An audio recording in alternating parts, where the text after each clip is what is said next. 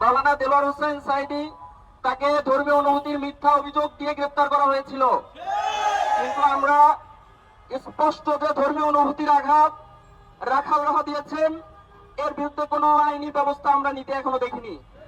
তাতে ছাত্র সমাজ এবং তৌহিদি জনতা বিক্ষুব্ধ হয়েছে। আমরা এর দ্রুত বিচার কামনা করছি। আলেপুদ্দিন সে শত শত মানুষকে গুম করেছে, ইনকাউন্টার করেছে, যাকে বলা হতো ইনকাউন্টার মাস্টার হিসেবে অভিহিত করা হয়েছে, এবং সেই ফ্যাসিবাদী সরকার তাকে একের পর এক পদক দিয়ে সম্মাননা প্রদান করেছে এই সকল গুম খুনের কারণে।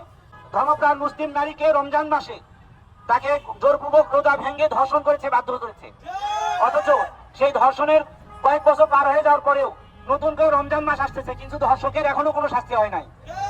দর্শক আলেপের জনসম্মুখে ফাঁসির দাবি নিয়ে আজকে আমরা এখানে উপস্থিত হয়েছি। সে আমাদের মহান প্রভু সৃষ্টিকর্তার নামে ধৃষ্টতাপূর্ণ কুরুচিপূর্ণ বক্তব্য প্রদান করেছে। তার এই বক্তব্য বিশ্বের কোটি কোটি মুসলমানদের হৃদয়ে রক্তক্ষরণ করেছে।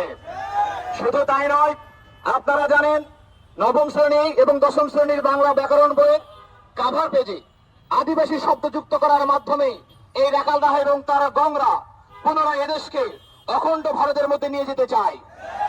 আপনারা জানেন এই আদিবাসী শব্দটাই হচ্ছে রাষ্ট্রদ্রোহী শব্দ, কিন্তু এখন পর্যন্ত আমরা দেখেছি এই কাজে যারা জড়িত তাদেরকে এখন পর্যন্ত গ্রেফতার করা হয়নি, এমনকি কোনো তদন্ত রিপোর্টও তৈরি করা হয়নি, কমিটিও গঠন করা হয়নি।